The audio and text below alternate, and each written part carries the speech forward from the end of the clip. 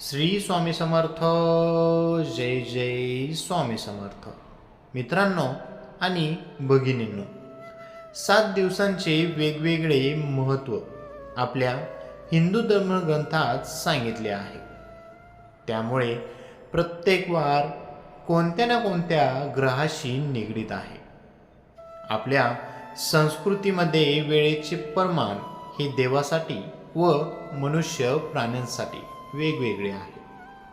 ब्रह्मदेवांच्या एका दिवसाला कल्प गणले जाते व देवी देवतांचा एक दिवस हा आपल्या 1000 दिवसा इतका असतो. अशाच प्रकारे भगवंतांची आयु मर्यादा ही मनुष्यांच्या आयुष्यापेक्षा जास्त असते. याचप्रमाणे या सृष्टीचे चक्र चालत राहते. त्याबरोबरच आपल्या शास्त्रामध्ये कोणत्या दिवशी कोणते कार्य करावे व कोणत्या दिवशी कोणते कार्य करू नये याविषयी संपूर्ण माहिती दिली आहे. त्यामुळे ही अंधश्रद्धा नसून आपल्या धर्मग्रंथात सांगितलेला उपदेश आहे. त्याचं तुम्ही पालन करू शकता. जर तुमची श्रद्धा असेल तर त्यामुळेच आपल्या धर्मानुसार कोणकोणत्या दिवशी स्त्रियांनी केस धुवू नये याचेही महत्त्व सांगितलं आहे. यामध्ये काही सण उत्सवाचा समावेश आहे. काही सण उत्सवांच्या दिवशीही स्त्रियांनी केस धुण्यास मनाई केलेली आहे. तसेच ज्योतिषशास्त्रानुसार गुरुवारी केस कापणे, शेविंग करणे, नखे कापणे हे खूप अशुभ मानले जाते. असे म्हणतात की यामुळे आपल्या मुलांवर संकट येतात. मित्रांनो, पुढील माहिती आवडली तर नक्की लाईक, कमेंट आणि आपल्या चॅनेलला सबस्क्राईब करायला विसरू नका. आपल्या हिंदू पंचांगानुसार आपले सर्व सण उत्सव तिथीप्रमाणे साजरे केले जातात, जे खूप शुभ असतात. कोणत्याही सणाच्या एक दिवस अगोदरच केस धुणे योग्य असते. ज्योतिषशास्त्राचे मानल्यास अमावस्या, एकादशी व पौर्णिमा या तिथींना चंद्र एकतर उच्च स्थितीत असतो किंवा नीच स्थितीत असतो. अशा परिस्थितीत जर सांसारिक स्त्रियांनी आपले केस धुतले तर त्याचा तिच्या जीवनावर खूप अशुभ प्रभाव पडतो. त्यांच्या घरात अशांतता, अस्वस्थता निर्माण होऊ शकते. सोमवारी सांसारिक स्त्रिया आपले केस धुवू शकतात. जर सोमवारी तुमचा उपवास असेल तर सोमवारी केस धुवू नये. जर सोमवारी ज्या स्त्रियांच्या बाळांचा जन्म झालेला असेल त्या स्त्रियांनी सोमवारी केस धुवू नये, कारण असे केल्याने आपल्या बाळावर अनिष्ट येऊ शकते. त्यानंतर मंगळवारीही सांसारिक स्त्रियांनी केस धुवू नये. मंगळवारी केस धुतल्यास आपल्याला आर्थिक संकटांचा सामना करावा लागू शकतो. त्याबरोबरच वैवाहिक जीवनातही अडचणी येऊ शकतात. म्हणून मंगळवारीही केस धुवू नये.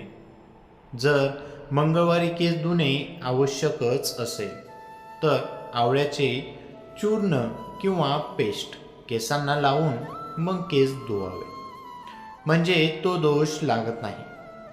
बुधवारच्या दिवशी सांसारिक स्त्रिया केस धुवू शकतात, परंतु आपल्या पाठीवर लहान भाऊ असेल तर बुधवारच्या दिवशी केस धुवू नये, कारण बुधवारी केस धुतल्यास हा दोष आपल्या लहान भावाला लागू शकतो.